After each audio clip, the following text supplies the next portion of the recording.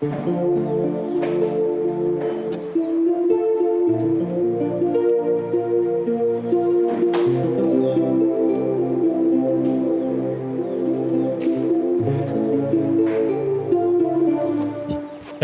நாமம் மகிமைப்படுவதாக. முந்தினதை நினைக்க வேண்டாம், பூர்வமானதை சிந்திக்க வேண்டாம், இதோ நான் புதிய காரியத்தை செய்கிறேன், வனாந்தரத்தில் வழியையும் அவாந்தர வெளியில் ஆறுகளை உண்டாக்குவேன். அல்லேலூயா. வனாந்தரத்தில் வழியையும் அவாந்தர வெளியில் ஆறுகளையும் உண்டாக்குவேன், ஆறுகளையும் உண்டாக்குவேன். ஆண்டவர் நம்முடைய வாழ்க்கையில எதற்காக வனாந்தரத்தை தேவன் அனுமதிக்கிறார்?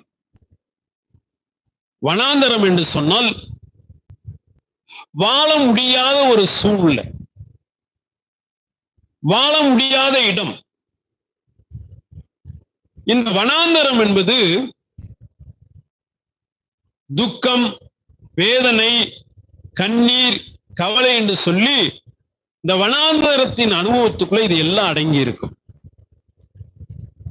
இந்த வனாந்தரத்தை யாரும் என்ன செய்யறதில்லை அப்படின்னா விரும்புறது இல்லை.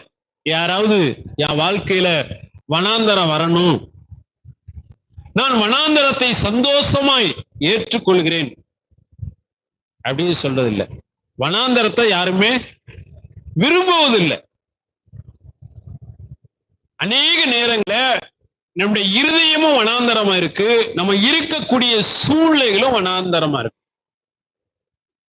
அந்த வனாந்தரத்துக்கு ஊடாக நீங்கள் நானும் கடந்து போகிற போது கண்ணீர் வடிக்கிறோம், துக்கப்படுகிறோம், வேதனைப்படுகிறோம். அநேக நேரத்துல நம்முடைய ஜீவன் கசந்து போகக்கூடிய அளவுக்கு நான் நொந்து போறோம்.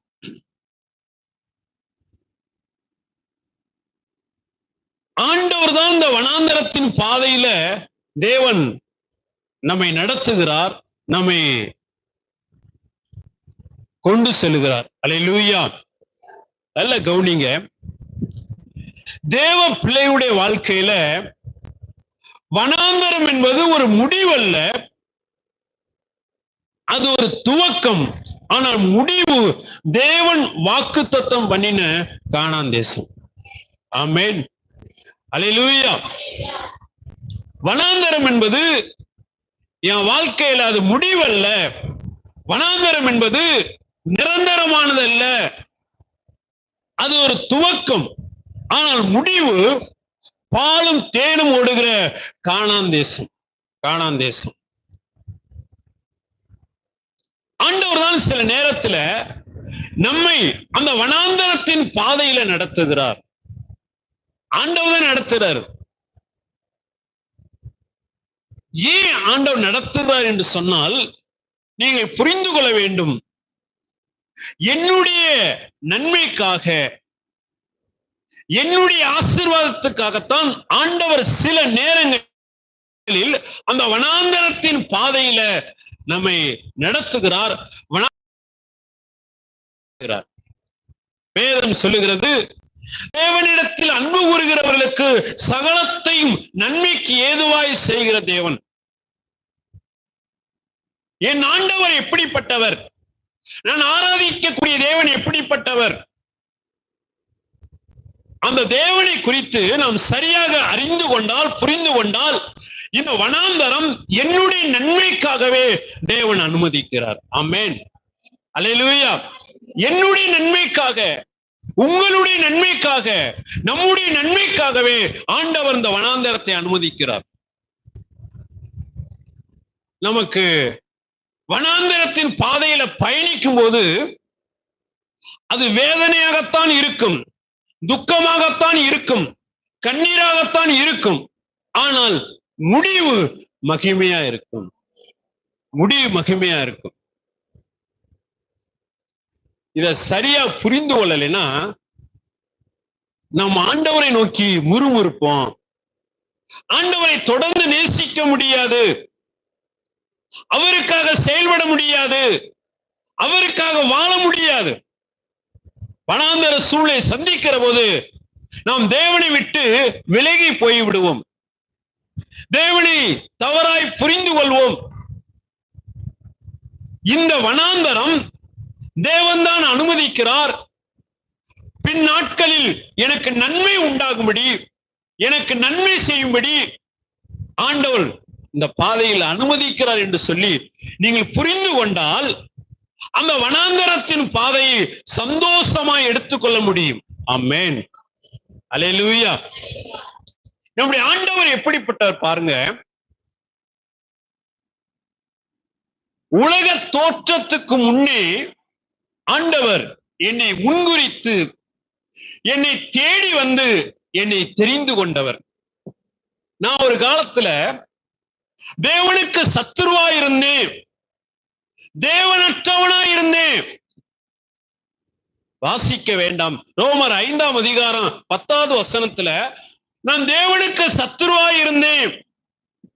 எபேசியர் 2ஆம் அதிகாரம் 12வது வசனத்துல நான் தேவனற்றவனா இருந்தேன். நான் தேவனுக்கு சத்துருவாய் இருந்தபோது, நான் தேவனற்றவனாய் இருந்தபோது ஆண்டவர் என்னை தேடி வந்து என்னை தெரிந்து கொண்டவர், தன்னுடைய அன்பை வெளிப்படுத்தினவர், எனக்கு ரட்சிப்பை கொடுத்து அவருடைய பிள்ளையாய் தேவன் மாற்றி இருக்கிறார். ஆமென், அல்லேலூயா. நான் சத்துருவாய் இருந்தபோது, தேவனற்றவனாய் இருந்தபோது ஆண்டவர் என்னை தேடி வந்து எனக்கு நன்மை செய்ய கூடுமானால் இப்பொழுது நான் அவருடைய பிள்ளையாய் இருக்கிறேன். நான் சத்துருவாய் இருந்த போதே எனக்கு தீமை செய்யாத ஆண்டவர், இப்ப நான் அவருடைய பிள்ளையாய் இருக்கேன். எப்படி ஆண்டவர் எனக்கு தீமை செய்வார்? ஆமென், அல்லேலூயா. ஒரு காலத்துல இயேசுவை அறிவதற்கு முன்பாக, தேவனை ஏற்றுக்கொள்வதற்கு முன்பாக நான் தேவனற்றவனாக, தேவனுக்கு சத்துருவாக, நான் பாவியாய் துரோகியாய் வாழ்ந்தேன். அந்த நேரத்திலேயே ஆண்டவர் என்னை நேசித்து அவருடைய அநாதி சிநேகத்தினால் தன் குமாரனை எனக்காய் கொடுத்து, குமாரனுடைய மரணத்தின் மூலமாய் உயிர்த்தெழுதல் மூலமாய் விலையேறப்பட்ட ரட்சிப்பை கொடுத்து இன்றைக்கு அவருடைய பிள்ளையாய் என்னை மாற்றி இருக்கிறார். அந்த பிள்ளைக்கு எப்படி அவர் துரோகம் பண்ணுவார்? நீங்க தேவ சமூகத்துல கர்த்தருடைய வார்த்தையை நீங்க கேட்கிற போது நம்முடைய ஆன்மா உயிர்ப்பிக்கப்படணும், நம்முடைய இருதயம் கொழுந்து விட்டு எரியணும். எப்பெல்லாம் நீங்க தேவ சமூகத்துல வந்து கர்த்தருடைய வார்த்தையை கேட்கிறீங்களோ, கர்த்தருடைய வார்த்தையை தியானிக்கிறீங்களோ, கர்த்தருடைய சத்தத்தை கேட்கிறீங்களோ, அப்பெல்லாம் நம்முடைய இருதயம் எம்மாவூர் சீசர்களை போல கொழுந்து விட்டு எரியணும். அல்லேலூயா. வந்தவர்கள் வந்த வண்ணமாய் போகக்கூடாது. தேவ சமூகம் நம்மை மாற்றுகிற இடம், தேவ சமூகம் நம்மை ஆசீர்வதிக்கிற இடம். தேவ சமூகத்தில் வரக்கூடிய உங்களை என்னையும் ஆண்டவர் போகும்போது ஆசீர்வதித்து அனுப்புவார். போகிற போது கிருபைகளை சுமந்து கொண்டு, தேவனுடைய நன்மைகளை சுமந்து கொண்டு, தேவனுடைய ஆசீர்வாதத்தை சுமந்து கொண்டுதான் போகணும். பிரைஸ் தி லார்ட், அல்லேலூயா. மத்தேயு சுவிசேஷம் 7ஆம் அதிகாரம் 11வது வசனத்தை வாசிங்கள்.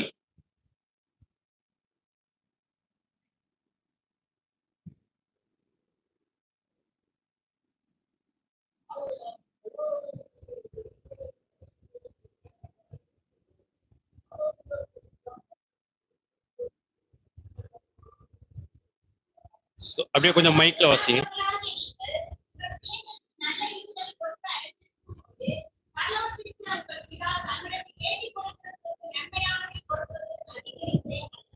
பொல்லாதவளை நீங்களே உங்க பிள்ளைகளுக்கு நல்ல ஈவுகளை கொடுக்க அறிந்திருக்கிற போது நான் உங்களுடைய பரம தகப்பன் அல்லவா? நான் உங்களுக்கு நன்மைகளை செய்கிறவர் அல்லவா? பிரைஸ் தி லார்ட், அல்லேலூயா. ஆண்டவர் நமக்கு ஒரு பேர் வச்சிருக்காரு. என்ன பேரு? பொல்லாதவர்கள். பொல்லாதவர்களாய் நீங்களே உங்க பிள்ளைகளுக்கு நல்ல ஈவுகளை கொடுக்க அறிந்திருக்கிற போது நான் உங்களுடைய பரம பிதா அல்லவா? நான் உங்களுக்கு நன்மை செய்ய மாட்டேனா? நன்மையான ஈவுகளை கொடுக்க மாட்டேனா? மத்தேயு சுவிசேஷம் 6ஆம் அதிகாரம் 26வது வசனத்தை வாசிங்கள்.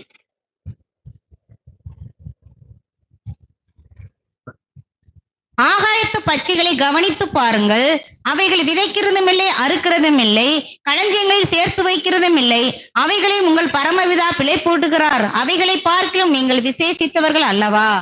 ஆகாயத்து பட்சிகளை கவனித்து பாருங்கள், அவைகளை உங்கள் பரமபிதா பிழை போட்டுகிறார். யாருடைய பரமபிதா? என்னுடைய பரமபிதா, நம்முடைய பரமபிதா. ஆகாயத்து பறவைகளை அவர் பிழை போட்டுகிறார். அவர்களை பார்க்கிலும் நீங்கள் விசேஷமானவர்கள். ஆமென், அல்லேலூயா.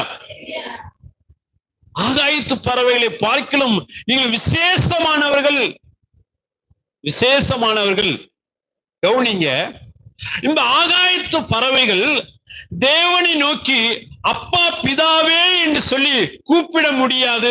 அப்பா பிதாவே என்று சொல்லி கூப்பிடாத ஆகாயத்து பறவைகளுக்கு தேவன் ஆகாரத்தை கொடுத்து நன்மை செய்ய முடியும் என்று சொன்னால், நான் அவரை ஏற்றுக்கொண்டு அவரை அண்டிக் கொண்டு இன்னைக்கு தேவனை அப்பா பிதாவே என்று அழைக்கக்கூடிய எனக்கு நன்மை செய்யாமல் இருப்பாரோ? பிரைஸ் தி லார்ட், அல்லேலூயா.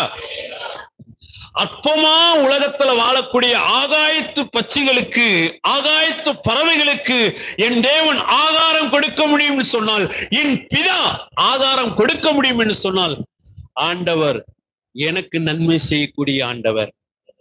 அல்லேலூயா. மத்தேயு சுவிசேஷம் 10ஆம் அதிகாரம் 29 வாசிங்க, 31 வரைக்கும். ஒரு காசுக்கு 2 அடைக்கலான் குருவிகளை விற்கிறார்கள் அல்லவா? ஆயினும் உங்கள் பிதாவின் சித்தம் இல்லாமல் அவைகளில் ஒன்றாகிலும் தரையிலே விழாது. உங்கள் தலையில் உள்ள மயிரெல்லாம் எண்ணப்பட்டிருக்கிறது. ஆதலால் பயப்படாதிருங்கள். அநேகம் அடைக்கலான் குருவிகளை பார்க்கிலும் நீங்கள் விசேஷித்தவர்களாய் இருக்கிறீர்கள். போதும், கவனிங்க. ஆகாயத்து பறவைகளை கவனித்து பாருங்கள். இங்க ஆண்டவர் சொல்றாரு, அடைக்கலான் குருவிகள். இன்னைக்கு அநேக வேடர்கள் வேட்டையாடுகிறார்கள். வேட்டையாடுகிற போது இந்த அடைக்கலான் குருவிகளை பிடித்து வியாபாரம் செய்கிறார்கள். இந்த அடைக்கலான் குருவி கூட பிதாவுடைய சித்தம் இல்லாமல் இந்த பூமியில விழாது. அல்லேலூயா. அந்த அடைக்கலான் குருவியில கூட தேவன் பாதுகாத்து நடத்தக்கூடிய தேவனா இருக்கிறார். நீங்க பாருங்க, சங்கீதம் 84 3வது வசனத்தை வாசிங்கள்.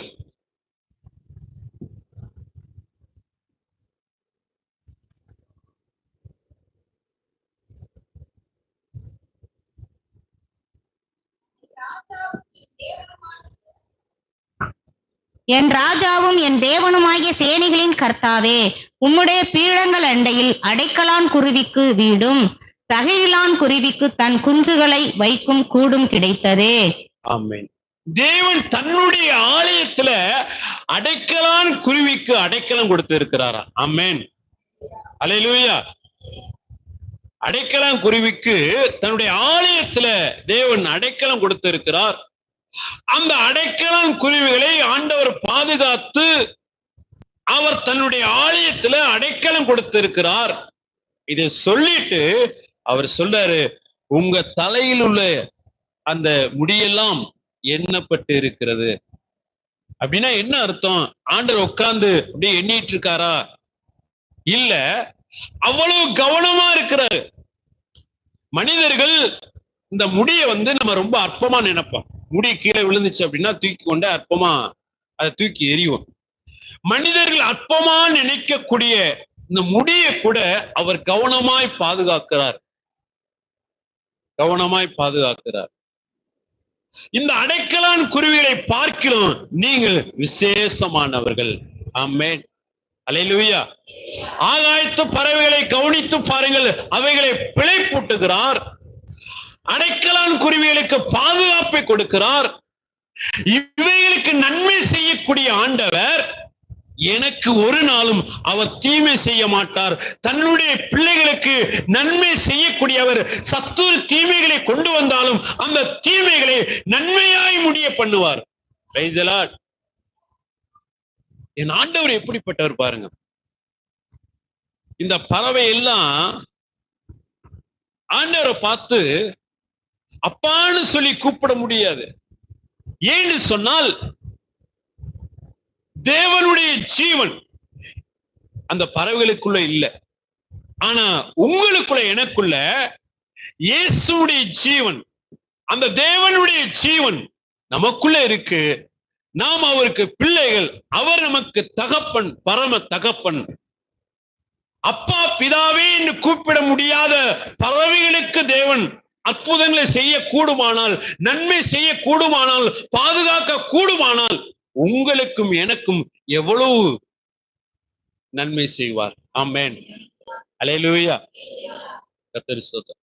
அவைகளுக்கே தேவன் அப்படிப்பட்ட மகிமையான காரியத்தை செய்ய முடியும்னா, நான் அவருடைய பிள்ளை. ஒரு காலம் எனக்கு அவர் தீங்கு செய்கிறவர் அல்ல. சத்துரு தீமைகளை கொண்டு வந்தாலும் என் ஆண்டவர் தீமைகளை நன்மையாய் முடிய பண்ணுவார். நன்மையா முடிய பண்ணுவார். நம்ம இதை புரிந்து கொள்ளலைன்னா, தேவன் நம்மை வனாந்தர பாதையில் நடத்துகிற போது நாம் தேவனை முறுமுறுப்போம், தேவனை குற்றப்படுத்துவோம், தேவனை விட்டு விலகுவோம், அல்லது மனிதர்களை குற்றப்படுத்துவோம், குடும்பத்தாரை குற்றப்படுத்துவோம். நாம் தேவனை அறிந்து கொள்ளக்கூடிய அறிவு என்பது முக்கியம். யோபுடைய வாழ்க்கையில யோபுடைய மனைவி நன்மைகளை பெற்ற போது நல்ல தேவனை ஆராதிக்கக்கூடியவளாக, தேவனை மகிமைப்படுத்தக்கூடியவளாக இருந்தாள். ஆனால் தேவன் வனாந்தரத்தின் சூழ்நிலைகளை அனுமதித்த போது, இழப்பு, வேதனை, துக்கம் இவைகளை அனுமதித்த போது யோபுடைய மனைவி சொன்னா, யோபை பார்த்து, நீ இன்னும் உடைய உத்தமத்தில் உறுதியா இருக்கிறீங்களா? தேவனை தூஷித்து ஜீவனை விடும். யோபு என்ன சொன்னாரு? அட பைத்தியக்காரி பேசுற மாதிரி பேசுறியே. என் தேவன் நன்மை செய்யக்கூடியவர், தன் உதடுகளினால பாவம் செய்யல. நம்ம அநேக நேரத்துல தேவனை சரியாய் புரிந்து கொள்ளவில்லை என்று சொன்னால், தேவன் நடத்தக்கூடிய பாதைகளை புரிந்து கொள்ளவில்லை என்று சொன்னால், நாம் சந்தோஷமாக தேவனை மகிமைப்படுத்த முடியாது, தேவனை ஆராதிக்க முடியாது, தொடர்ந்து தேவனை பின்பற்ற முடியாது. தேவனையும் துக்கப்படுத்துவோம், மனிதர்களையும் துக்கப்படுத்துவோம், நம்மை சூழ்ந்து இருக்கக்கூடிய, சுற்றி இருக்கக்கூடிய நபர்களையும் குற்றப்படுத்துவோம். எனக்கு அருமையான தேவனுடைய பிள்ளைகளே, தேவன் தான் தன்னுடைய பிள்ளைகளுக்கு சில நேரங்களில், சில சமயங்களில் வனாந்தரத்தின் பாதையை அவர் அனுமதிக்கிறார். எதற்கென்று சொன்னால், என் வாழ்க்கையில பின் நாட்கள்ல அவர் நன்மை செய்வதற்காக தேவன் அனுமதிக்கிறார். லூக்கா சுவிசேஷம் 4ஆம் அதிகாரம் 1 வசனத்தை வாசிங்கள்.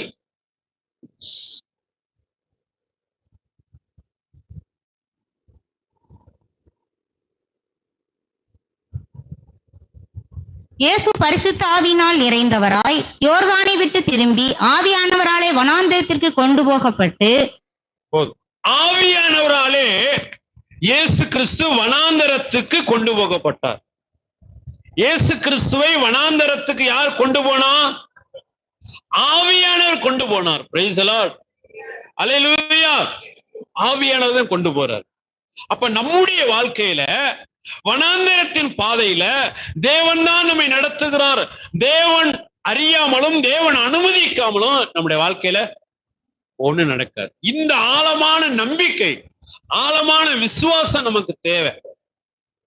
அவர் அனுமதிக்காம ஒரு முடி கூட தரையில என்ன செய்யாது, விழாது. இந்த நம்பிக்கை உள்ளவர்கள் தான் தேவனுக்கு பிரியமுள்ள ஒரு வாழ்க்கை, தேவனுக்கு சித்தமான வாழ்க்கை, தேவனை மகிமைப்படுத்தக்கூடிய ஒரு வாழ்க்கை என்ன செய்ய முடியும் அப்படின்னா வாழ முடியும். என் வாழ்க்கையில ஏன் ஆண்டவர் வனாந்தரத்தின் பாதையை அனுமதிக்கிறார்? ஏன் என்னுடைய வாழ்க்கையில வனாந்தரம் வருகிறது? 1-2 காரியங்களை பார்த்து இந்த செய்தியை நிறைவு செய்வோம். சங்கீதம் 63ஆம் அதிகாரம் 1 வசனத்தை வாசியுங்கள். தேவனே, நீர் என்னுடைய தேவன், அதிகாலமே உம்மை தேடுகிறேன். வறண்டதும் விடாய்த்ததும் தண்ணீரற்றதுமான நிலத்திலே என் ஆத்துமா உம்மேல் தாகமாயிருக்கிறது. என் மாமிசமானது உம்மை வாஞ்சிக்கிறது. தேவனே, நீர் என்னுடைய தேவன், நீர் என்னுடைய தேவன். எங்கே இருந்து தாவீது இந்த பாடலை பாடுகிறார் என்று சொன்னால் அந்த தலைப்பை வாசிங்க.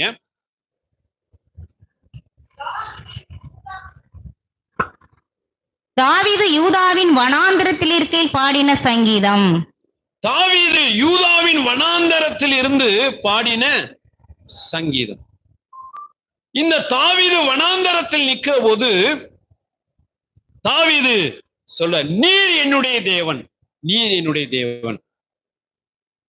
தாவீதுடைய வாழ்க்கை அநேக வருஷங்கள் அவர் வனாந்தரத்திலும் மலைகளிலும் வாழ்ந்து வந்தார். அந்த வனாந்தரத்தில் வாழ்ந்தபோது, வனாந்தரத்தில் இருந்தபோது தன்னுடைய மனைவியை பார்த்து, மீகாலை பார்த்து நீ என்னுடைய மனைவி என்று சொல்லி உரிமை பாராட்ட முடியல. தன்னுடைய மக்களை பார்த்து நீ என்னுடைய மக்கள் என்று சொல்லி உரிமை பாராட்ட முடியல. தன்னுடைய மகன் அப்சலோமை பார்த்து நீ என்னுடைய மகன் என்று சொல்லி உரிமை பாராட்ட முடியல. ஏன்னு சொன்னால் இந்த அப்சலோம் தாவீதை கொலை செய்யும்படி அவன் சுற்றி திரிகிறான். இந்த வனாந்தரத்துல உரிமை பாராட்டுவதற்கு யாரும் இல்லை. ஆனால் இந்த வனாந்தரத்துல இந்த தாவீது உரிமை பாராட்டுவதற்கு இந்த வனாந்தரத்தில் தேவன் மாத்திரமே கூட இருக்கிறார். அல்லேலூயா. தேவன் மாத்திரமே கூட இருக்கிறாரு.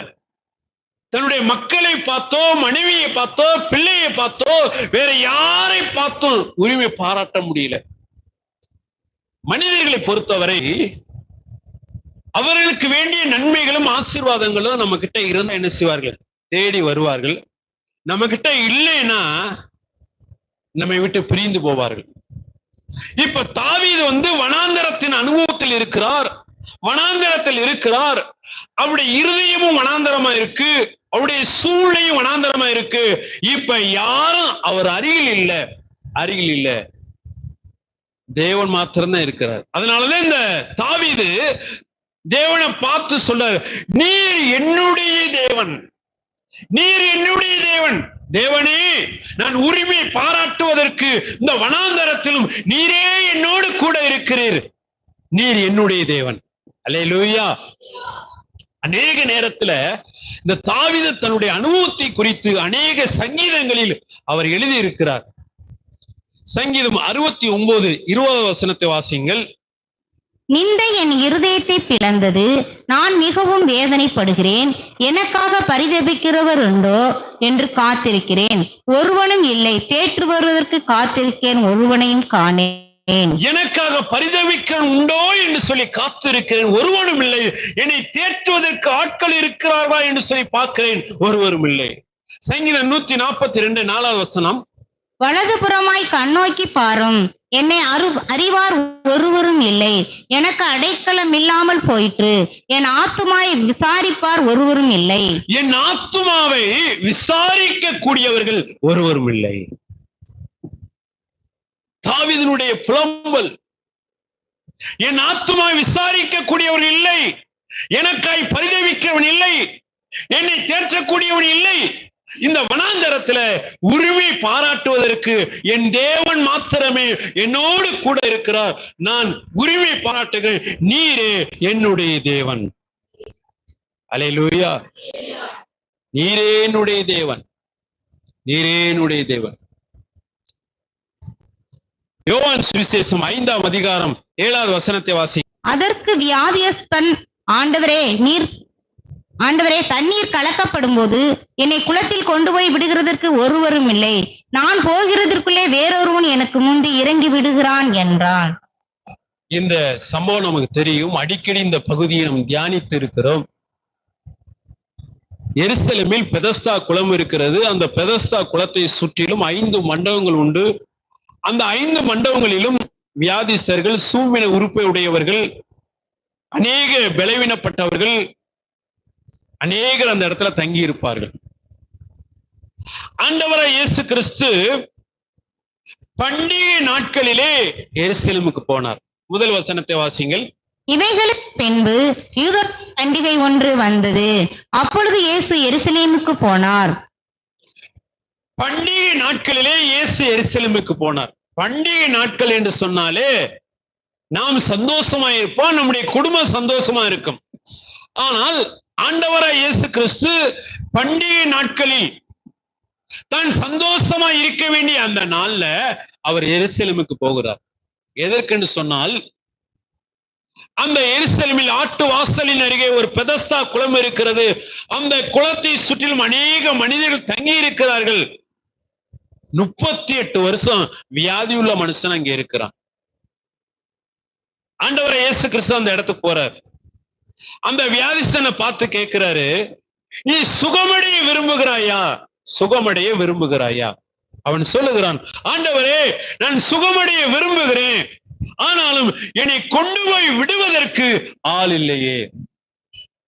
ஆண்டவரே, நான் விரும்புகிறேன், ஆனால் என்னை கொண்டு போய் விடுவதற்கு ஆள் இல்லை. கவுனிங்கள், இந்த 38 வருஷம் வியாதியுள்ள மனுஷன் எப்படி அந்த இடத்துக்கு வந்தான்? ஒருவேளை அவனுக்கு குடும்பம் இருந்திருக்கலாம், மனைவி இருந்திருக்கலாம், பிள்ளைகள் இருந்திருக்கலாம், உறவினர்கள் இருந்திருக்கலாம். ஆனால் எல்லாரும் கொஞ்ச நாள் அங்கே இருந்தார்கள். இப்ப எல்லாரும் என்ன செஞ்சிட்டாங்கன்னா தூரமா போயிட்டாங்க. இனி இவனுக்கு அற்புதம் நடக்காது அப்படின்னு சொல்லி இவனை தனித்து விட்டு எல்லாரும் போயிட்டாங்க. ஆகவேதான் இயேசு வந்து கேட்கிறார், நீ சுகமடைய விரும்புகிறாயா? ஆமா, நான் விரும்புறேன், ஆனால் என்னை குளத்துக்குள் கொண்டு போய் விடுவதற்கு ஆள் இல்லையே. நான் இறங்குவதற்குள்ளாக வேற ஒருவன் இறங்கி விடுகிறான். ஆண்டவராய் இயேசு கிறிஸ்து, மனுஷனுடைய அன்பெல்லாம் மாறி போகும், ஆனால் உன்னை உண்டாக்கின என்னுடைய அன்பு மாறாது, தேவனுடைய அன்பு மாறாது. மலைகள் விலகினாலும் பர்வதங்கள் நிலை பெயர்ந்தாலும் என் கிருபை உன்னை விட்டு விலகாதபடி இருக்கும் என்று உண்மையில் மனதுருகிற கர்த்தர் சொல்லுகிறான் சொன்ன வாக்கின்படி. இந்த உலகத்துல மனுஷனுடைய அன்பு மாறி போகும், கணவனுடைய அன்பு மாறி போகும், மனைவியினுடைய அன்பு மாறி போகும், பிள்ளைகளுடைய அன்பு மாறி போகும். ஆனால் மாறாத ஒரு அன்பு உண்டு, அதுதான் ஆண்டவராய் இயேசு கிறிஸ்துவோட அன்பு. அநேக நேரத்துல நம்ம என்ன யோசிக்கிறோம் அப்படின்னா, என் கணவனுடைய அன்புதான் பெருசு, என் மனைவியினுடைய அன்புதான் பெருசு, என் பெற்றோருடைய அன்புதான் பெருசு, என் பிள்ளைகளுடைய அன்புதான் பெரிது, என் உறவுகளுடைய அன்புதான் பெரிது. அநேக நேரத்துல என் வீட்டுக்காரர் என்னோட பேசல, உட்கார்ந்து அழுதுட்டு இருப்போம். என் மனைவி என்னோட பேசல, அழுதுட்டு இருப்போம்.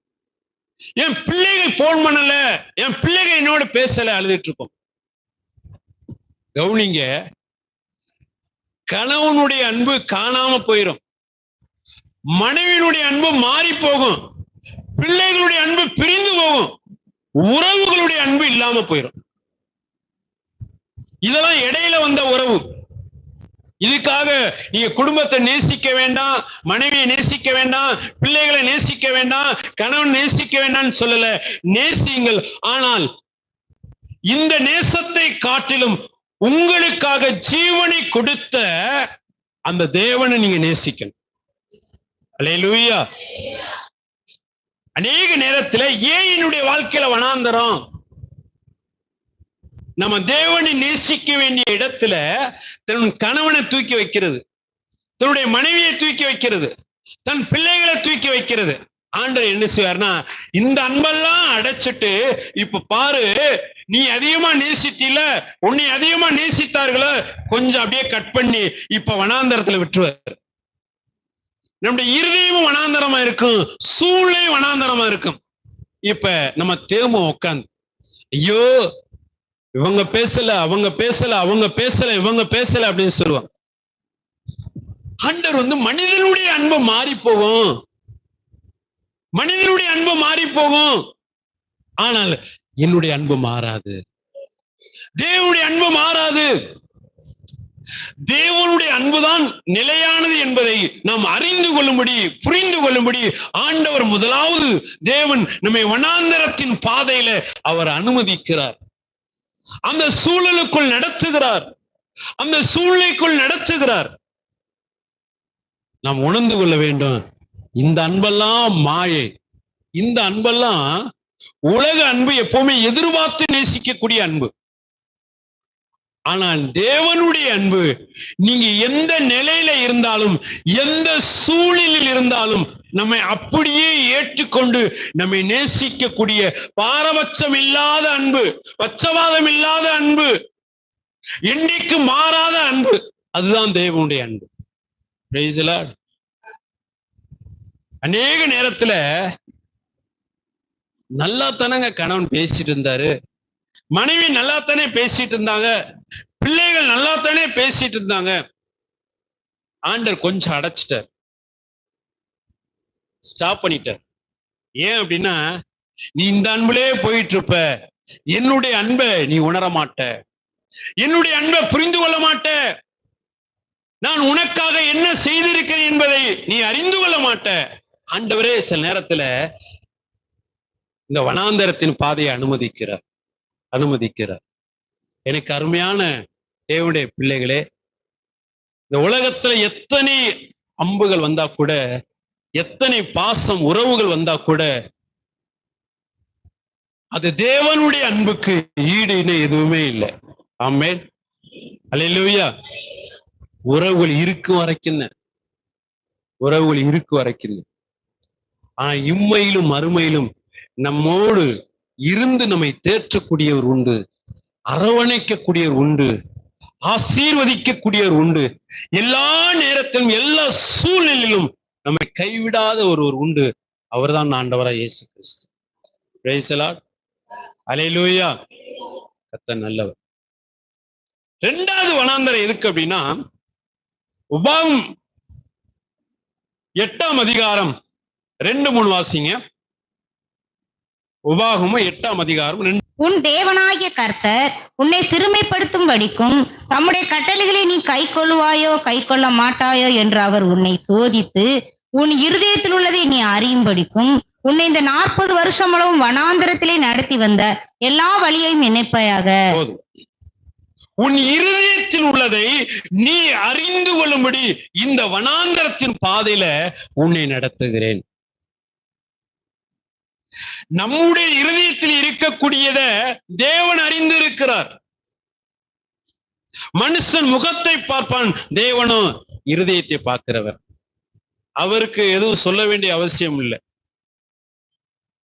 அவருக்கு முன்பாக எல்லாமே வெளியரங்கமா இருக்கு, அவருக்கு எல்லாமே தெரியும்.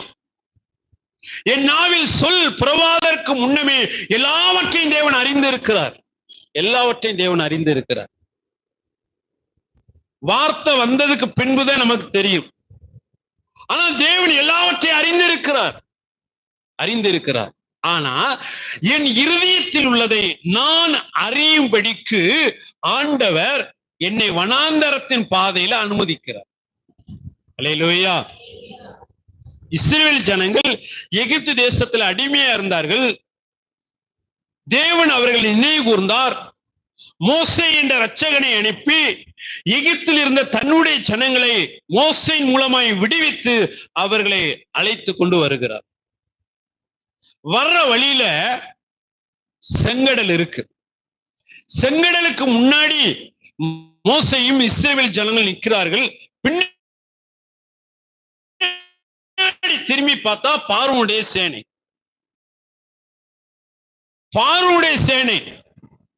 இந்த இஸ்ரவேல் ஜனங்கள் என்ன நினைத்தார்கள் அப்படின்னா, நாங்கள் விலையேற பெற்றவர்கள், தேவனுக்கு சொந்தமானவர்கள், நாங்கள் பரிசுத்தவான்கள், இப்படி அநேக காரியத்தை அவர்கள் தங்களை ரொம்ப பெருசா நினைச்சாங்க.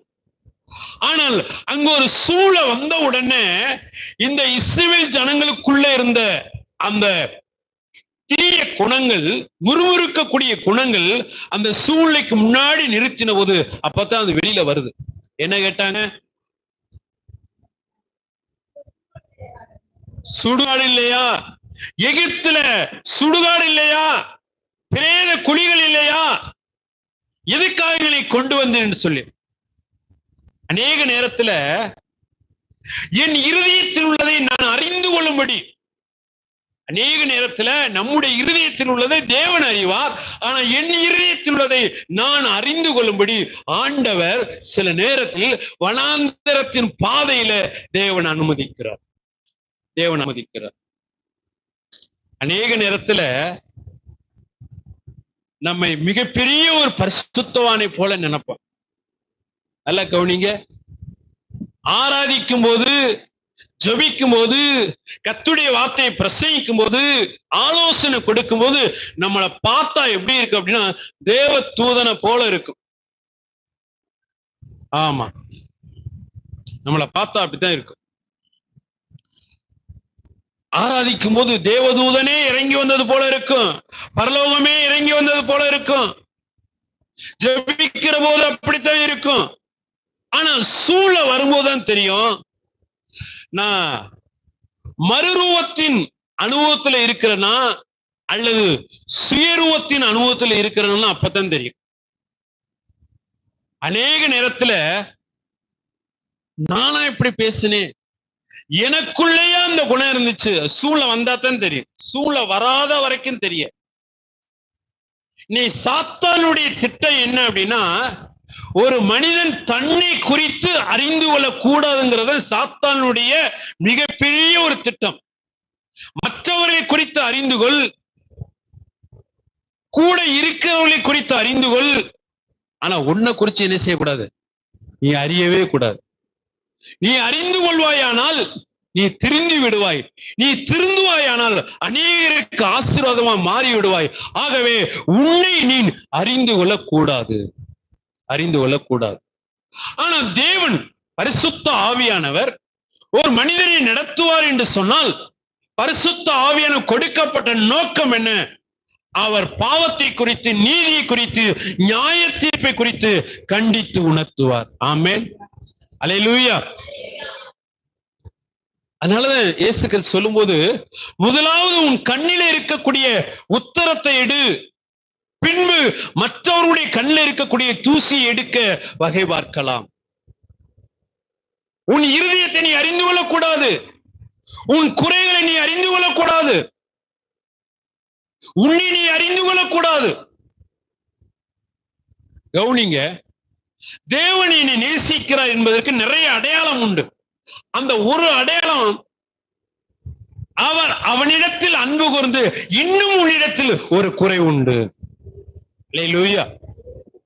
தேவன் என்னை நேசிக்கிறார் என்பதை எப்படி அறிந்து கொள்ள முடியும் அப்படின்னா, இன்னைக்கு சபை எப்படி அறிந்திருக்கு அப்படின்னா, என் தேவைகள் சந்திக்கப்பட்டால், எனக்கு நன்மைகள் கிடைத்தால், நான் விரும்பின காரியம் நடந்துச்சு அப்படின்னா தேவன் என்னை நேசிக்கிறாருங்க, தேவன் என்னை கைவிடல, தேவன் என்னை நேசிக்கிறார், ஆண்டவர் என்னுடைய தேவையை சந்திச்சிருக்கிறாரு அப்படின்னு சந்தோஷப்படுவான், சாட்சி சொல்லுவான்.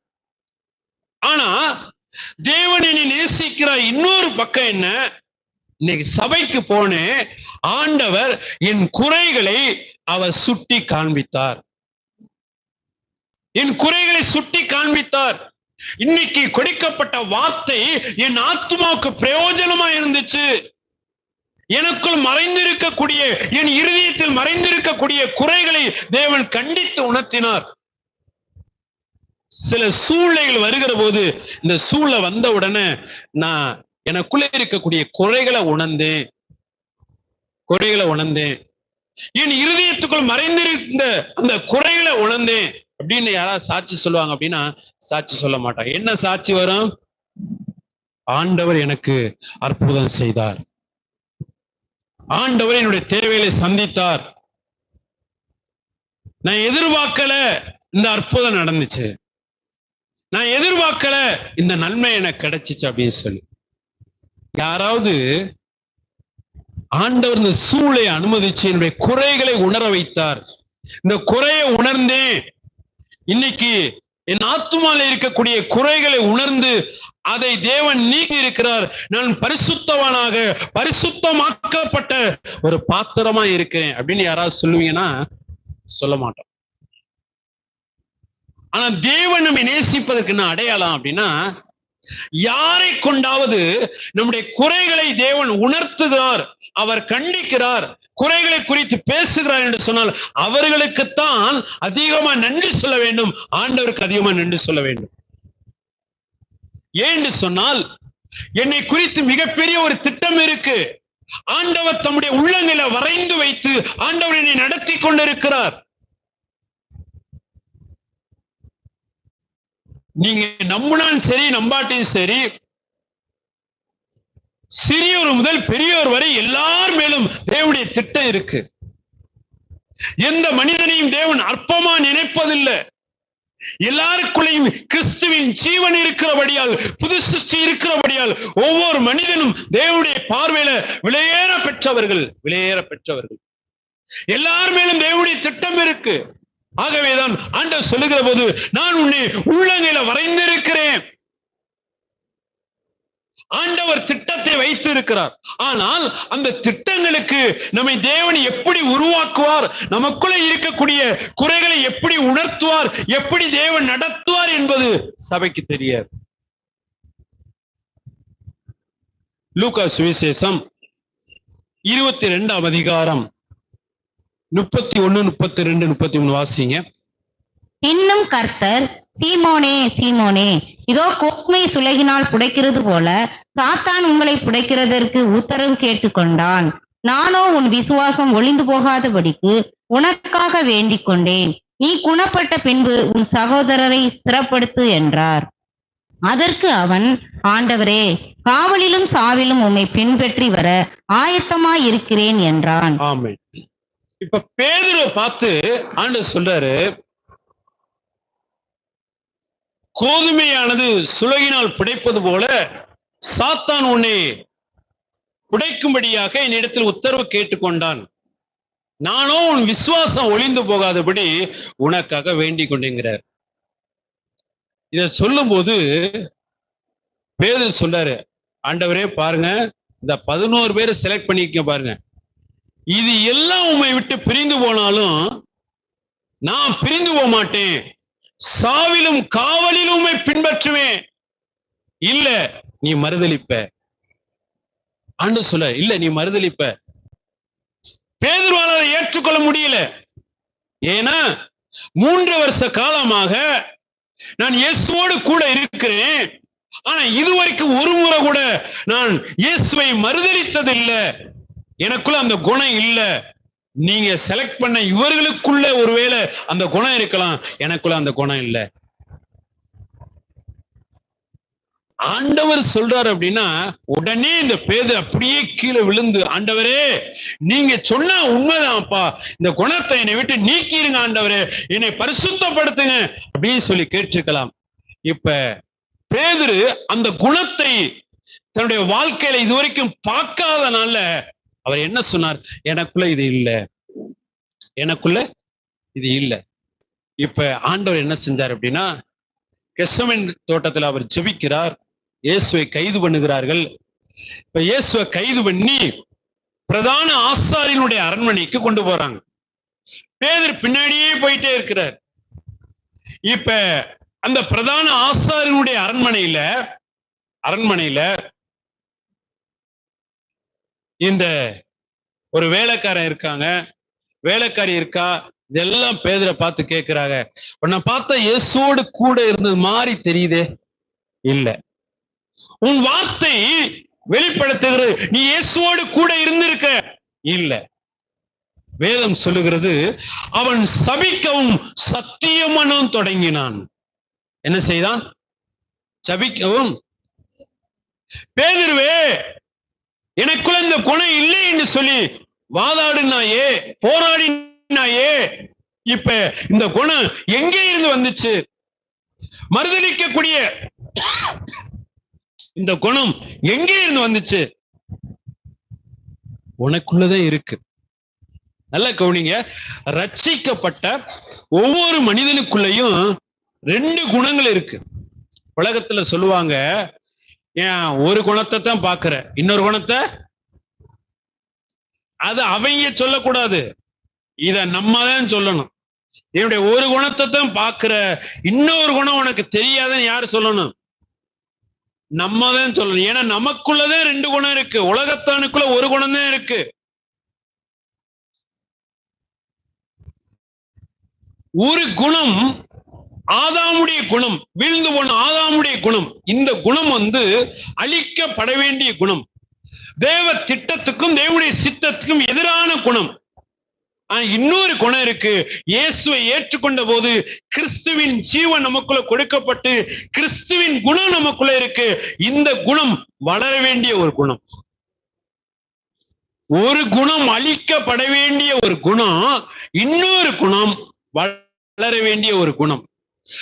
அழிக்கப்பட வேண்டிய என்னுடைய குணத்தை நான் அறிந்து கொள்ள வேண்டும், உணர்ந்து கொள்ள வேண்டும். என் இருதயத்தில் உள்ளதை நான் அறிந்து கொள்ள வேண்டும் என்பதற்காக ஆண்டவர் என்ன செய்கிறார்? வனாந்தரத்தின் பாதையை அனுமதிக்கிறார். அல்லேலூயா, கர்த்தருக்கு ஸ்தோத்திரம். அந்த வனாந்தரத்தின் பாதையில நம்மை நடத்துகிற போதுதான் நாம் அறிந்து கொள்ள முடியும். ஏன்னா அப்பத்தான் வெளியில வரும். ஆதாமுடைய குணங்கள், பழைய குணங்கள், ஜென்ம குணங்கள், அது எப்ப வெளியில வரும் அப்படின்னா, நம்மை உயர்த்தி பேசும்போது, எல்லா விதமான நன்மைகள் இருக்கும்போது அது வெளியே வரவே வராது. உள்ள ரொம்ப சைலண்டா சந்தோஷமா இருக்கும். நல்லா உயர்த்தி பேசும்போது, வாழ்த்தி பேசும்போது, உயர்வா பேசும்போது, கனப்படுத்தி பேசும்போது நல்ல சந்தோஷமா இருக்கும். ஆனால் நம்மை சிறுமைப்படுத்துகிற போது, சிறுமைப்படுத்தக்கூடிய அனுபவத்துக்கு ஊடாக வனாந்தரத்தின் பாதையில தேவன் நம்மை நடத்துகிற போது அதனால தாங்கிக் கொள்ளவே முடியாது. அப்பத்தான் வெளியில வரும். அந்த குணம் எப்போ வரும் சொல்லுங்க? சோறு ஓடும்போதா? ஸ்தோத்திரம். அப்பத்தான் வெளியில வரும். நாமும் பேதுருவை போல ஏமாந்து போக கூடாது. எனக்குள்ள இது இல்ல, இந்த குணம் இல்ல. இந்த உலகம் முழுவதும் ஆதாமுடைய சந்ததி மூலம்தான் உருவாயிருக்கு. எந்த மனிதனுக்குள்ளேயும் இல்லை என்று சொல்ல முடியாது. எனக்குள்ளேயும் உங்களுக்குள்ளேயும் ஆதாமுடைய குணங்கள், அந்த ஜென்ம குணங்கள் நம்முடைய பிறப்பிலே வந்திருக்கு. பிறப்பிலே வந்திருக்கு. இதுவரைக்கும் வெளிப்படாதனால எனக்குள்ள இல்லைங்க, நான் மிகப்பெரிய பரிசுத்தவான்ங்க, ஆமா நான் இயேசுக்கு ரெண்டாவதுங்க சொல்ல முடியாது. சூழ்நிலை வந்தா தெரியும். அநேக நேரத்துல எல்லாரையும் நேசிப்பது போல இருக்கும், எல்லாருடைய அன்பா இருக்கிறது போல இருக்கும். நான் எல்லாரையும் நேசிக்கிறேன், எல்லாரிடத்துல அன்பா இருக்கேன் அப்படின்னு நினைப்பான். ஆனா ஆண்டவர் என்ன செய்வார்? நமக்குள்ள இருக்கக்கூடிய மன்னிக்க முடியாத சுபாவத்தை, சகித்துக் கொள்ள முடியாத சுபாவத்தை, நேசிக்க முடியாத சுபாவத்தை வெளியே கொண்டு வருவதற்காக அப்படி சூழ்நிலைகளை என்ன செய்வார் அப்படின்னா அனுமதிப்பார். நீங்க பாத்தீங்கன்னா ஒரு பாட்டில்ல நீங்க கொஞ்ச நேரம் தண்ணி ஊத்தி வச்சிட்டீங்கன்னு வச்சுங்க, நீங்க பாத்தீங்கன்னா அந்த பாட்டுல எந்த ஒரு தூசியும் இல்லாத போலதான் இருக்கும். நல்லா தண்ணி ஊத்தி வச்சுட்டு கொஞ்ச நேரம் ஆன பின்பு அந்த பாட்டுல பாருங்க, அது பார்க்க ரொம்ப கிளீனா இருக்கிற மாதிரி இருக்கும். அந்த பாட்டுல எடுத்து இப்படி கொஞ்சம் குலுக்குங்க, குலுக்குனாத்தான் தெரியும் கீழே இருக்கிறது எல்லாமே என்ன செய்யும். இதே போலதான் நம்முடைய வாழ்க்கைய கொஞ்சம் ஆண்டவர் இப்படி அசைச்சா போதும், சூழலை அனுமதிச்சா போதும், வனாந்தரத்தின் பாதையில அனுமதிச்சா போதும். பேதுருவை போல கிறிஸ்துவை மறுதலிக்கக்கூடிய, கிறிஸ்துவை துக்கப்படுத்தக்கூடிய, வேதனைப்படுத்தக்கூடிய பாவங்கள் நமக்குள்ள இருந்து வெளியில வரும். இப்ப ஆண்டவர் திரும்பி பார்க்கிறாரு. பேதுரு மறுதலிச்ச உடனே திரும்பி பார்க்கிறாரு. இப்பத்தான் இந்த பேதுரு உணர்கிறார், ஆண்டவர் சொன்னது உண்மை, ஆண்டவர் சொன்னது உண்மை. இந்த குணம் எனக்குள்ளதான் இருந்திருக்கு. இந்த சூழ்நிலைகள் வருகிற போது இந்த குணம் வெளியில வந்துருச்சு, எனக்குள்ள இந்த குணம் தான் இருந்திருக்குன்னு சொல்லி ஆண்டவர் என்ன செய்தார் அப்படின்னா இந்த பேதுருவை உணர வைத்தார். ஆண்டவர் ஏன் இந்த பாதையில நடத்துறாராம்? உபாகமம் 8ஆம் அதிகாரம் 15வது வசனத்தை வாசிங்கள். உபாகமம் 8:15. உன்னுடைய பின்னாட்களில் உனக்கு நன்மை செய்யும் பொருட்டு உன்னை சிறுமைப்படுத்தி உன்னை சோதித்து கொள்ளிவாய் சர்ப்பங்களும் தேள்களும் தண்ணீர் இல்லாத வறட்சியும் உள்ள பயங்கரமான பெரிய வனாந்தர வழியாய் உன்னை அழைத்து வந்தவரும் உன் பின்னாட்களில் உனக்கு நன்மை செய்யும்படி ஆண்டவர் இப்பொழுது இந்த வனாந்தரத்தின் பாதையிலே உன்னை நடத்தி கொண்டிருக்கிறார். ஆமென், அல்லேலூயா. பின்னாட்களை நன்மை செய்யணும். என்னை குறித்து தேவனுடைய திட்டம் இருக்கு, பேதுருவை குறித்த திட்டம் இருக்கு. பாருங்க, ஆண்டவரை இயேசு கிறிஸ்து உயிர் தெழுந்த பின்பு பேதுரு முதல் பிரசங்கத்தை பண்ணாரு. 3000 பேர் ரட்சிக்கப்பட்டாங்க. 2வது பிரசங்கத்துல 5000 பேர் ரட்சிக்கப்பட்டாங்க. 3வது பிரசங்கத்துல திரளான ஜனங்கள் ரட்சிக்கப்பட்டாங்க. பேதுருடைய நிழல் பட்ட அற்புதம், பேதுரு போற இடத்திலெல்லாம் அற்புதம். இது ஒரு பக்கம். ஸ்தேவானுடைய மரணத்துக்கு பின்பு சபைகளுக்கு மிகப்பெரிய ஒரு சோதனை காலத்தை போல சிதறடிக்கப்படக்கூடிய ஒரு காலம் வருகிறது. நீங்க அப்போஸ்தலர் நடவடிக்கைகள் 8ஆம் அதிகாரம் 1 வசனத்தை வாசிங்கள். அவனை கொலை செய்கிறதற்கு சவுலும் சம்மதித்திருந்தான். அக்காலத்திலே எருசலேமில் உள்ள சபைக்கு மிகுந்த துன்பம் உண்டாயிற்று. அப்போஸ்தலர் தவிர மற்ற யாவரும் யூதேயா சமாரிய தேசங்களில் சிறைப்பட்டு போனார்கள். கவனிங்க, இப்ப மிகப்பெரிய ஒரு துன்பம் வருது. சபைக்கு மிகப்பெரிய ஒரு துன்பம் வருது, மிகப்பெரிய துன்பம். இந்த நேரத்துல அப்போஸ்தலர் சிதறடிக்கப்பட்டார்கள், ஜனங்கள் சிதறடிக்கப்பட்டார்கள். இப்ப அநேகர் பேதுருதான் அந்த சபைக்கு மிகப்பெரிய தலைவர். இப்ப எல்லாருடைய பார்வையும் யாரை நோக்கி இருக்கு அப்படின்னா பேதுரு நோக்கி இருக்கு. ஒருவேளை அன்றைக்கு தேவன் பேதுருக்குள்ள இருந்த அந்த மறுதலிக்கக்கூடிய சுபாவத்தை வெளியே கொண்டு வந்து அழிக்காமல் விட்டு இருந்தால், இன்றைக்கு சபைக்கு பிரச்சனை வருகிற போது, போராட்டம் வருகிற போது, நெருக்கடி வருகிற போது முதல்ல யாரு மறுதலிச்சிருப்பா அப்படின்னா பேதுருதான். என் ஆண்டவர் எல்லாவற்றையும் முன்னறிந்து அவர் முன் அறிவிக்கிறார். சூழ்நிலை அனுமதித்து ஆண்டவர் வனாந்தரத்தின் பாதையில நம்மை நடத்தி என் இருதயத்தில் உள்ளதை நான் அறிந்து கொள்ளும்படி அவர் வனாந்தரத்தில் நடத்துகிறார். அல்லேலூயா, கர்த்தருக்கு ஸ்தோத்திரம். இந்த உலகத்துல யார் பாக்கியவான்கள்? ஒரு மனிதன் தன்னைத்தான் அறிந்து கொண்டால் அவன் மிகப்பெரிய பாக்கியவான். அவன்தான் சாதிக்கக்கூடியவனா இருப்பான். அவன்தான் தேவனுடைய இருதயத்தை கவரக்கூடியவனா இருப்பான். அவன் தான் அந்த உலகத்தில் தேவனுடைய சித்தத்தை செய்யக்கூடியவனாக, தேசத்தில் எழுப்புதல் அக்கினியை கொண்டு வரக்கூடியவனா இருப்பான். நம்ம இருதயத்தில் உள்ளதை அறிந்து கொள்ளும் போது நம்ம சூழ்நிலையை குற்றப்படுத்த மாட்டோம், தேவனை குற்றப்படுத்த மாட்டோம், மனிதர்களை குற்றப்பட மாட்டோம், சூழ்ந்து இருக்கிறவங்களை குற்றப்படுத்த மாட்டோம். யாரை குற்றப்படுத்துவான்? நம்மைத்தான் குற்றப்படுத்தும். வேற யாரும் காரணம் இல்ல, எனக்குள்ள இருக்கக்கூடிய ஜென்ம குணம்தான் காரணம். இந்த பாதிப்புக்கு, இந்த பிரச்சனைக்கு, இந்த போராட்டத்துக்கு, இந்த நெருக்கடிக்கு, இந்த வனாந்தரத்துக்கு யாரு காரணம்? தேவன் காரணம் இல்ல, கூட இருக்கிற மனிதர்கள் காரணம் இல்ல, சூழ்ந்து இருக்கிற மனிதர்கள் காரணம் இல்ல. என் இருதயத்தில் மறைந்திருந்த அந்த ஜென்ம குணம், அதை வெளியில கொண்டு வருவதற்குத்தான் ஆண்டவர் இந்த சூழ்நிலையை அனுமதித்தார், இந்த மனிதர்களை அனுமதித்தார், கூட இருந்தவங்களை அனுமதித்தார், எல்லாரையும் தேவன் அனுமதித்தார். என் ஆண்டவர் என் ஆத்துமாவுக்கு நன்மை செய்ய விரும்பினபடியால், என் ஆத்துமாவை பரிசுத்தமாக்க விரும்பினபடியால் ஆண்டவர் சூழ்நிலையை அனுமதித்து என் ஆத்துமாவில் இருக்கக்கூடிய ஜென்ம குணத்தை அவர் வெளியே கொண்டு வந்தார். அல்லேலூயா. இதை உணர்ந்தவர்கள் ஆண்டவருக்கு நல்லா நன்றி சொல்லுவாங்க, நல்லா நன்றி சொல்லுவாங்க,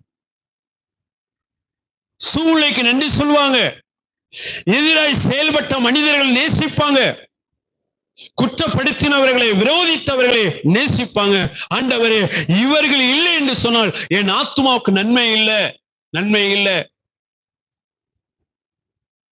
என்னை நேசிக்கக்கூடியவர்கள் சரீரத்துக்கு நன்மை செய்கிறார்கள், என்னை தூசிக்கக்கூடியவர்கள் ஆத்துமாவுக்கு நன்மை செய்கிறார்கள்.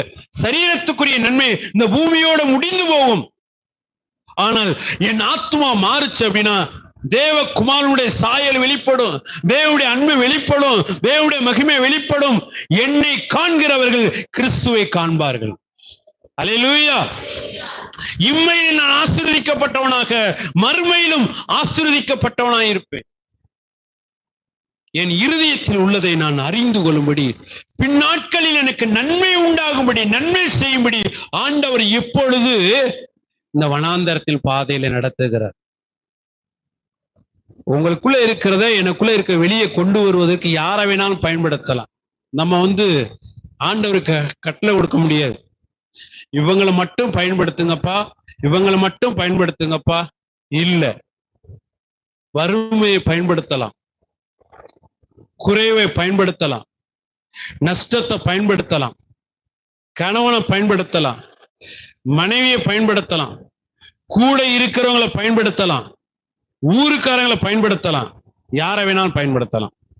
இந்த சத்தியத்தை அறிந்து கொண்டால் நம்ம மாறுவோம், அநேகரை மாற்றோம். இந்த சத்தியத்தை அறிந்து கொள்ளலைன்னா வாழ்க்கை முழுவதும் நம்முடைய ஆத்மா நொந்து நொந்து வேதனைப்பட்டு அநேகரை குற்றப்படுத்தி, அநேகரை காயப்படுத்தி, தேவனை விட்டு விலகி, மனிதனை விட்டு விலகி நம்மை தனிமைப்படுத்திக் கொள்வோம். கடைசி வரைக்கும் சமாதானத்தை பார்க்க முடியாது, சந்தோஷத்தை பார்க்க முடியாது, நிம்மதியை பார்க்க முடியாது. நம்முடைய வாழ்க்கையில கடைசி வரைக்கும் நம்முடைய ஆத்மா வனாந்தரத்தின் நிலையில தான் இருக்கும்.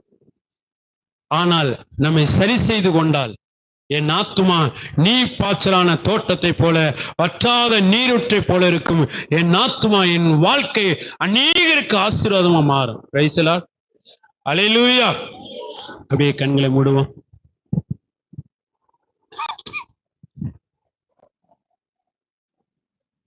முழங்கால் படிட்டு கண்களை மூடி, ஏன் எனக்கு இந்த வனாந்தரம்? ஏன் இந்த வனாந்தரத்தின் பாதையில தேவன் என்னை நடத்துகிறார்? நான் நல்லா சர்ச்சுக்கு போறேன், தேவனுக்காக செயல்படுகிறேன், முடிந்தவரை தேவனுக்காக வாழ்ந்து கொண்டிருக்கிறேன். ஏன் என்னுடைய வாழ்க்கையில் இந்த வனாந்தரம்? ஏன் இந்த சூழ்நிலை?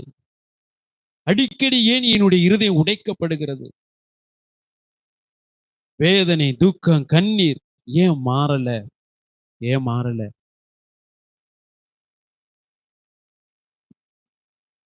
அநேக நேரத்துல மனுஷனுடைய அன்பு பெரிது என்று சொல்லி நினைக்கிறேன். மனுஷனுடைய அன்பு மாறி போகும், மனிதனுடைய அன்பு மாறி போகும்.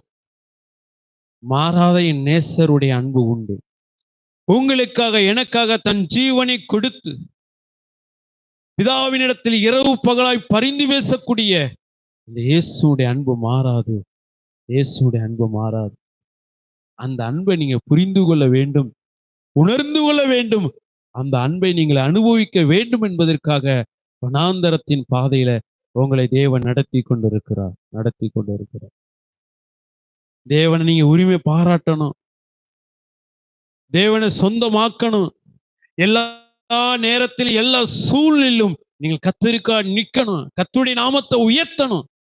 அதுக்காகத்தான் தேவன் வனாந்தரத்தின் பாதையில உன்னை நடத்தி கொண்டிருக்கிறார். இரண்டாவதாக, உன் இருதயத்தில் உள்ளதை நீ அறிந்து கொள்ளும்படி இந்த பெரிய வனாந்தரத்தின் பாதையில உன்னை நடத்தி கொண்டிருக்கிறார். பின்னாட்களில் உனக்கு நன்மை செய்யும் பொருட்டு, நன்மை உண்டாகும் பொருட்டு இப்பொழுது ஆண்டவர் நம்முடைய இருதயத்தில் உள்ளதை உணர்ந்து நம்மை சரி செய்யும்படி, நம்முடைய ஆத்துமா சுத்திகரிக்கப்படும்படி, நாம் பரிசுத்தமாகும்படி, தேவ திட்டத்துக்காய் உருவாகும்படி ஆண்டவர் இப்பொழுது இந்த வனாந்தரத்தின் பாதையில நம்மை நடத்தி கொண்டிருக்கிறார். ஆண்டவருக்கு அப்படி நன்றி சொல்லுவோமா? ஆண்டவரே, அநேக நேரத்தில் இதை புரிந்து கொள்ளாம உண்மை துக்கப்படுத்தி இருக்கேன், வேதனைப்படுத்தி இருக்கேன். அநேக மனிதர்களை நான் வேதனைப்படுத்தி இருக்கிறேன்ப்பா. நீ எவ்வளவு நல்லவர், என் பரம பிதா அல்லவா, என் தகப்பன் அல்லவா, ஒருபோது எனக்கு தீமை செய்கிறவர் அல்ல, தீமையை நன்மையாய் முடிய பண்ணுகிறவர். உமக்கு நன்றி ஆண்டவரே. நீர் அனுமதித்த அந்த வனாந்தரத்துக்காய் நன்றி, வனாந்தர சூழ்நிலைக்காக நன்றி. நீர் அனுமதித்த ஆண்டவரே இந்த வனாந்தரத்துக்காய், வனாந்தரத்தின் அனுபவத்துக்காக நாங்க நன்றி செலுத்துகிறோம்ப்பா, நன்றி செலுத்துகிறோம். நேசிக்கும் நல்ல பிதாவே, இந்த வேலைக்காக உமக்கு ஸ்தோத்திரம்ப்பா. ஏன் எங்களுடைய வாழ்க்கையில வனாந்தரத்தை நீர் அனுமதிக்கிறீர்? ஏன் உங்க வாழ்க்கையில வனாந்தரம் வருகிறது என்பதை இந்த நாள்ல 2 காரியத்தை குறித்து கர்த்தர் எங்களோடு பேசின தயவுக்காக ஸ்தோத்திரம். இந்த நாளிலும் எங்கள் ஆத்துமாவை நேசித்து எங்கள் ஆத்துமாவுக்கு வேண்டிய சத்தியத்தை உபதேசத்தை நீர் கொடுத்து ஆண்டவரே எங்களை ஆசீர்வதிக்கிற மகா கிருபைக்காக ஸ்தோத்திரம். கலந்து கொண்ட ஒவ்வொரு பிள்ளைகளையும் கர்த்தர் பேர் பேராய் ஆசீர்வதிங்க. குடும்பங்களை ஆசீர்வதிங்க, பிள்ளைகளை ஆசீர்வதிங்க. ஒவ்வொரு குடும்பமும் ஆசீர்வதிக்கப்படட்டும். ஆன்லைன் மூலமாய் இந்த செய்தியை கேட்டுக்கொண்டு இருக்கிற ஒவ்வொரு தேவ பிள்ளைகளுக்காக ஜெபிக்கிறோம். அவர்களையும் கர்த்தர் ஆசீர்வதிங்கப்பா, ஆசீர்வதிங்க. இப்படியே நீ செய்ததுக்காக ஸ்தோத்திரம். எங்களை தாழ்த்தி உம்முடைய கரத்தில் அர்ப்பணிக்கிறோம். நீர் மாத்திரம் மையப்படும் இயேசு கிறிஸ்துவின் இன்ப நாமத்தில் ஜெபிக்கிறோம் நல்ல பிதாவே. இந்த செய்தியை கேட்ட உங்களை தேவன் தாமே ஆசீர்வதிப்பாராக. ஆமென். God bless you.